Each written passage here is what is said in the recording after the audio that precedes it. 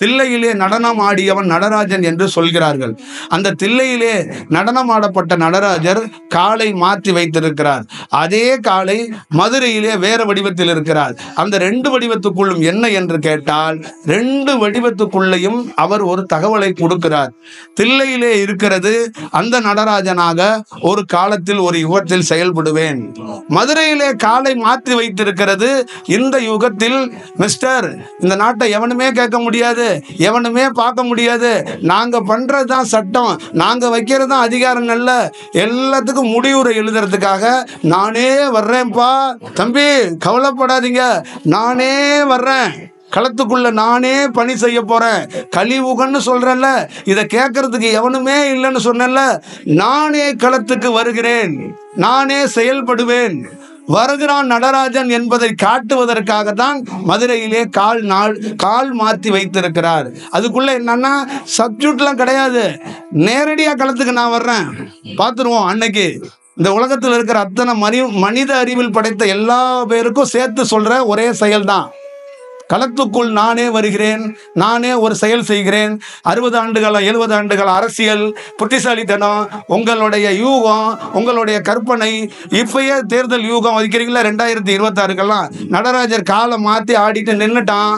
2026 தேர்தலையும் நடராஜன் என்ன பணி செய்கிறான்னு பார்ப்போம். மனிதன் பணி செய்துட்டான் இவ்வளவு வருஷம், புத்திசாலித்தனமா அறிவு சார்ந்து வேலை செஞ்சுட்டான்ல, நேரடியாக களத்துக்கு வர்றான் நடராஜன்.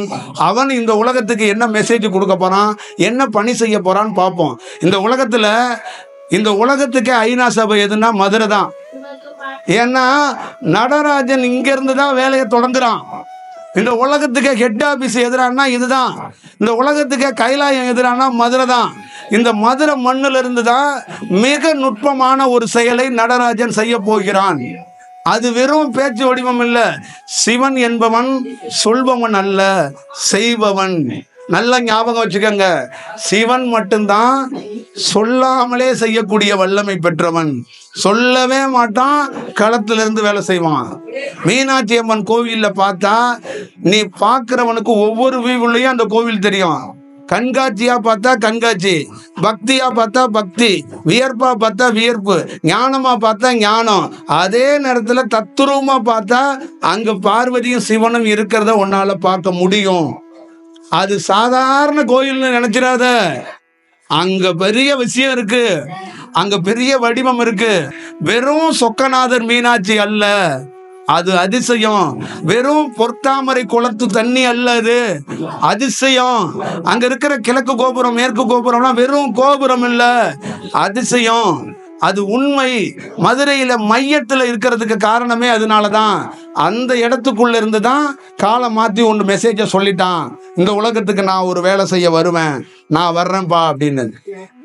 அதோடைய செயல்பாடாதான் என் வடிவத்துல நான் ஒரு கொரியர் பாய்ன்னு வச்சுக்கோங்க, நான் ஒரு டிரான்ஸ்லேட்டர். நடராஜர் சொன்னா நான் டிரான்ஸ்லேட்டர்ல மொழி தொகுத்து உங்கள்கிட்ட கொடுக்குறேன். நடராஜர் வருவார், அது எப்படி வர்றாரு வேலை செய்கிறாருங்கிறத நீங்கள் தயவு செய்து பார்த்துக்கங்க. நீங்கள் படிக்கிற திருவாசகத்தை எப்படி வந்தார் எப்படி கொடுத்தாருன்னு ஒன்று தெரிஞ்சிச்சுல்ல, அதே போல் வருவார். இந்த வைகை நதி உண்மைன்னா நடராஜர் வருவது உண்மை. ஒரு பெரிய பணி நடக்கும். நீங்கள் இந்த பிறப்பில் இருக்கிற அத்தனை மனிதனும் வியர்ப்பாக போகிறான். ஏன்னா மனிதனாக பிறந்தவன் பிறந்து பிறந்து மனுஷனே பார்த்துட்டு செத்து போயிட்டாங்க. முதல் முறையாக கடவுளை நேரடியாக பார்க்க போறாங்க. கதையை படிச்சு படிச்சு கேட்டு கேட்டு புலிசோரை தின்னு செத்தவன் ஃபர்ஸ்ட் டைமா ஒரு கடவுளையே நேரடியா பார்க்கறதுக்கான ஒரு வாய்ப்பை உருவாக்க போகுது. அந்த செயல் நடக்க போகுது. அந்த காரியம் ஒரு செயல் வடிவமாக இருக்க போகுது. இந்த மண்ணும் இங்க இருக்கிற செயலும் எவ்வளவு பெரிய முக்கியங்கிறத எல்லா மக்களும் அறிந்துக்க போறாங்க. இது மற்றவங்களுக்கு எப்படின்னு தெரியாது. ஏன்னா என்கிட்ட சொல்லியிருக்கிறோம், ரொம்ப பெரிய ஆளு, அவன் சொன்னதை நான் மொழி பெயர்த்து அப்படியே கொடுக்கணும். நான் ஏதாவது மிஸ்டேக் பண்ணிட்டேன்னு வச்சுங்களேன், அவன் கையை பிடிக்கிற எங்கே மெயின் சுவிட்சை பிடிப்பானா கழுத்தை பிடிச்சிருவான். அதனால நான் ரொம்ப கவனமாக கொடுக்கறத அந்த டிரான்ஸ்லேஷனில் கற்பனை இல்லாமல் பொய் இல்லாமல் கொடுத்துடணும். ஏன்னா நாக்கில் உட்கார்ந்து பேசுகிறவன் நான் அல்ல. திருஞான சம்பந்தர் திருநாகரசரா அப்பரா சொல்லக்கூடிய அந்த மாணிக்க வாசகராக இருக்கக்கூடிய நால்வர் நினைத்தால் மட்டும்தான் நாவசையும். ஒரு மனிதனுக்கு நாவசைவது படிப்பால் செயலால் மனிதனுக்கு அசையும். ஒருத்தனுக்கு இறைவனால் நாவ செய்வது என்றால் நால்வர்கள் நினைத்தால்தான் நாவ செய்யும். மனிதனுக்கு நாவ் வெளிநாவ். ஒரு பெரிய இறைவனை கண்டவனுக்கு நாவ் உள்நாக்கு. அந்த உள்நாக்கு செயலிலிருந்து தான் ஒரு செயல் வடிவத்தை செய்ய முடியும். அதனால் இந்த நால்வர்களாலேயே இந்த வார்த்தை கோக்கப்பட்டது. இந்த நால்வர்கள் செயலாலே இந்த வார்த்தைகள் கொடுக்கப்பட்டிருக்கிறது. அதனால நடராஜர் கொஞ்சம் லேட்டா வந்தாருன்னா நீங்க நால்வர்கிட்ட போய் கேட்கணும். ஆனா லேட்டா வர்றவன் நடராஜர் இல்ல, சொன்ன மாதிரி இருப்பான். ஏன்னா அவன் காற்றாக இருக்கிறவன் எப்படி இருப்பான்? கச்சிதமாக வேலையை செய்வான். அவன் அசர மாட்டான். சொன்ன மாதிரி இருப்பான், செய்யறத செய்வான். ஜாதி மதம் பேதம் இருந்துச்சுன்னா எல்லாத்துக்குள்ளேயும் காற்றா இருப்பானா? தூணுலையும் துரும்புலையும் இருப்பானா? தூணையும் துரும்பையும் தேடிக்கிட்டு இருக்கான். எடே, காற்றா இருக்கிறவனே கடவுள் தானடா, அதுக்குள்ளதானடா அவன் இருக்கிறான். உனக்குள்ளே இருக்கிறான்னா நீ சுவாசிக்கிறதே அவனை தானே சுவாசிக்கிற. சுவாசமே அவனாதானே இருக்கிறான். அப்ப அவனாக இருக்கிறவன சுவாசத்தை கவனி. ஒரு நாள் நீ அவனை கண்டுகொள்வாய் என்பதை தான் நாங்க காட்டி கொடுத்தோம்.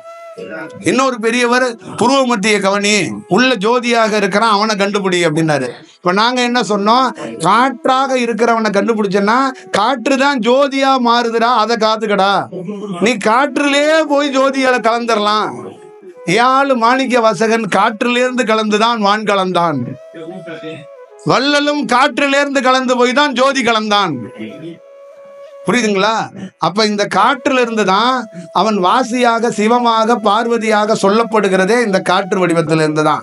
அதனாலதான் எப்பொழுதும் மரணம் இல்லாதவனுக்கு சிவன் என்று பெயர், மரணம் அடைபவனுக்கு சவம் என்று பெயர். அதனால் ஒரு நல்ல செயலோடு நல்ல வடிவத்தோடு இந்த சித்திரை திருநாள் உங்கள் வாழ்க்கையில ஒரு முக்கியமான விஷயம். முதல் முறையாக ஒரு தலைவன், MP, MLA, கவுன்சிலரால வழிநடத்தப்பட்ட நீங்க நடராஜனால ஃபியூச்சர்ல வழிநடத்த போறீங்க.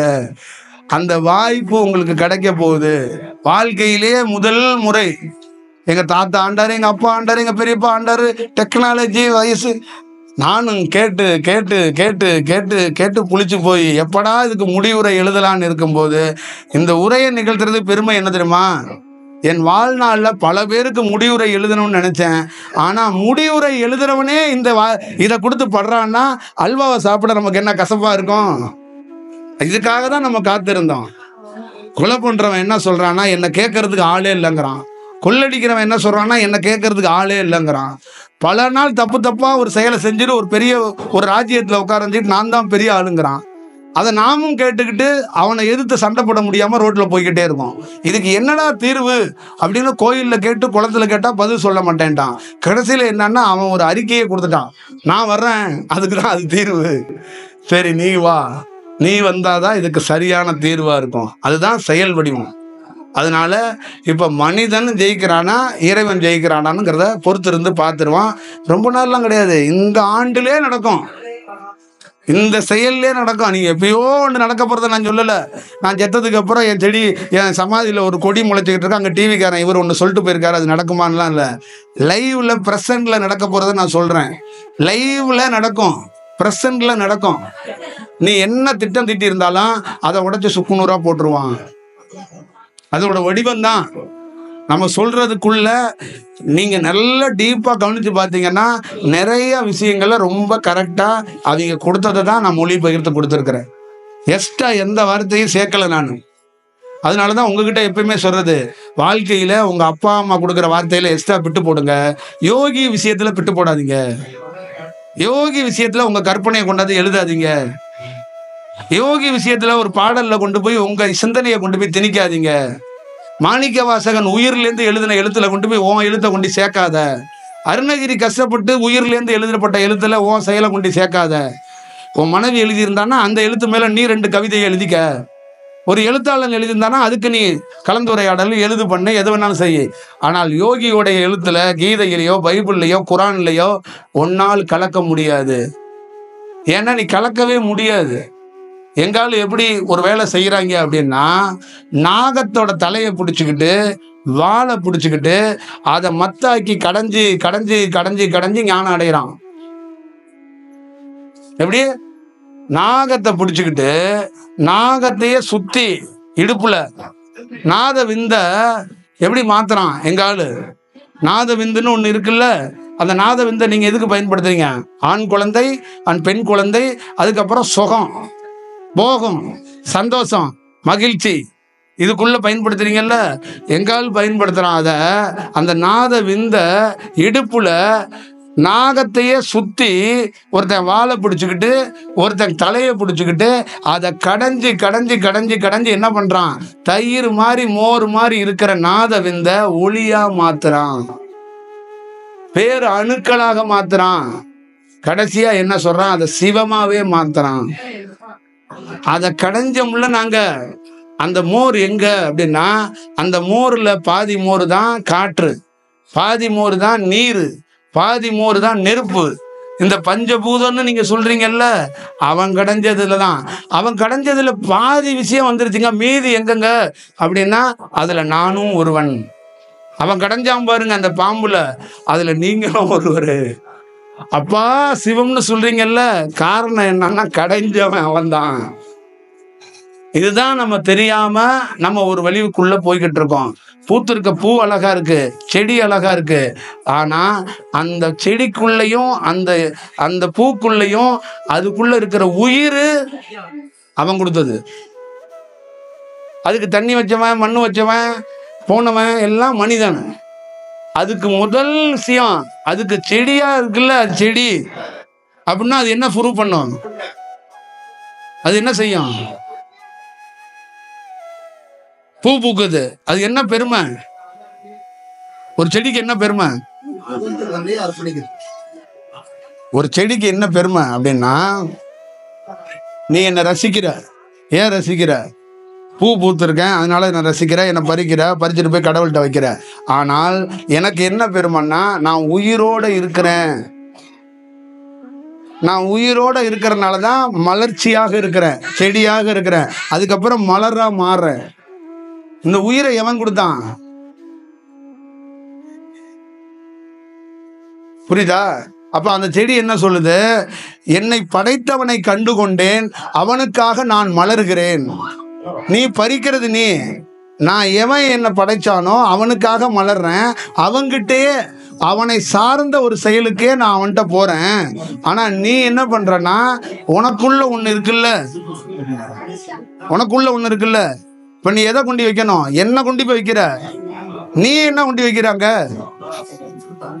நான் என்ன கொடுத்துட்டேன். என்னை யார் படைச்சவன்னு ஒரு செடி என்று என்னை படைச்சவனை தெரிஞ்சுக்கிட்டேன். நானே உயிராக மலர்ந்தேன், மலராக. அப்ப என் இறைவனுக்கு நான் என்ன கொடுக்குறேன். ஆனா அதை பறிச்சுட்டு போற நீ என்னதான் கொண்டு கொடுக்குறிய? நீ என்ன கொடுத்தாய்? இந்த மாணிக்க வாசகர் கோயிலுக்கு இங்க வந்துட்டீங்க, நீங்க என்ன கொடுப்பீங்க? சுண்டலா, பூவா? அப்ப உங்களை கொடுக்கறதுக்கு எப்படி கொடுக்கணும்? அத இப்ப இங்க உங்களை கொடுத்துட்டீங்கன்னா உங்க அப்பா அம்மா தேடுவாங்கல்ல. கரண்ட் பில் கட்ட நாளைக்கு காலையில் ஆள் யாரு? காலேஜுக்கு பிள்ளைக்கு ஸ்பேஸ் கட்டனா எங்க அந்த கணவர் இருந்தது, ஆம்பளை இருந்தா தான் இந்த குடும்பமே நடத்த முடியும். இல்லைன்னா பாதி பொம்பளைங்க இருண்டு போயிடும் உலகம். அவங்க சொல்றது ஒரே பதில். பெண்கள்கிட்ட கேட்டீங்கன்னா, ஆண்கள் இல்லைன்னா உலகமே இருண்டுரும். அதே பெண்கள்கிட்ட கேட்டீங்கன்னா, இந்த ஆம்பளைங்களாலதான் தொல்லையே. ஒரு பெண்ணு சொல்றா ஆண் இல்லைன்னா இருண்டுங்கிறா, அதே பொண்ணு என்ன சொல்றான்னா, ஆணாலதான் எனக்கு தொல்லையே. அப்ப ஆணை எப்படி பார்ப்பது என்று ஒரு பெண்ணுக்கும் தெரியல, ஒரு பெண்ணை எப்படி பார்ப்பதுன்னு ஒரு ஆணுக்கும் தெரியல. அங்க அடுத்த குழப்பம். அதை வேற செக்ஷன்ல தான் நம்ம பேசணும். அப்ப இங்க எப்படி கொடுக்கணும் அப்படின்னா, உண்மையான தியானம் பண்ணவன் என்ன பண்ணுவான்னா, சமாதி நிலையில உடலை வச்சு, உடலை இறக்கி வச்சுக்கிட்டு, அந்த இடத்துல பதப்படுத்தி உட்கார வச்சுக்கிட்டு, தன்னுடைய உயிரை கொண்டு போய் பாதத்துல சமர்ப்பணம் பண்ணுவான்.